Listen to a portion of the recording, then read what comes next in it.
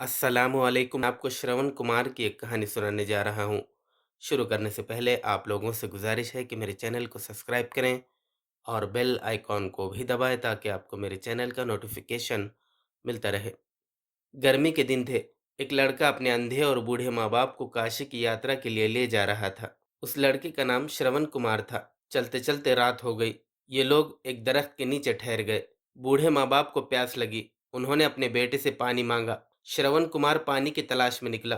करीब ही एक नदी थी।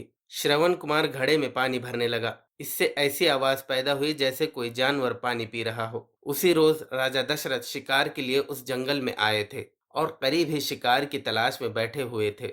उस आवाज को सुनकर वो समझ गए कि कोई जानवर पानी पी रहा है। उन्होंने आवाज की सिमत में अपना तीर चलाया।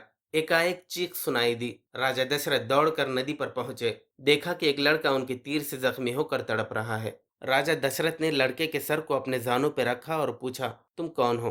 लड़के ने रुकते रुकते जवाब दिया, मैं श्रवण कुमार हूँ। मैं अपने अंधे और बूढ़े माँ बाप को काशी यात्रा ले जा रहा था। मैं उनको करीब ही बिठाकर उनके लिए पानी लेने आया था। अफसोस, अब मैं मर रहा हूँ। अब मेरे बूढ़े माँ बाप का क्या होगा? ये कहकर उसने दम तोड़ दिया। राजा दशरथ बहुत दुखी हुए। वो दरख्त के पास आए। आहट सुनकर बूढ़े ने कहा, बेटा, बड़ी देर लगा दी। प्यास के मारे जान जा रही है। राजा दशरथ डरते डरते आगे बढ़े। बूढ़े को पैरों की चाप नहीं मालूम हुई। उसने पूछा, तुम कौन हो? तुम मेरे बेटे नहीं हो। तुम यहाँ क्यों आए? राजा दशरथ ने भर्राई हुई आवाज में कहा, मेरे बुजुर्ग, मैं राजा दशरथ हूँ। शिकार के लिए इस जंगल में आया। नदी पर मैंने कुछ आवाज सुनी। मैं समझा कोई जानवर पानी पीने नदी पर आया है। मैंने आवाज की सिमत में तीर चला दिया। तीर से आपका लड़का चल बसा। मुझे बड़ा अफसोस है। मैं आप दोनों को काशी तक पहुंचा दूंगा। आपकी देखभाल करूंगा। बूढ़े ने रोते रोते कहा, राजन, हम तो बूढ़े हो गए हैं।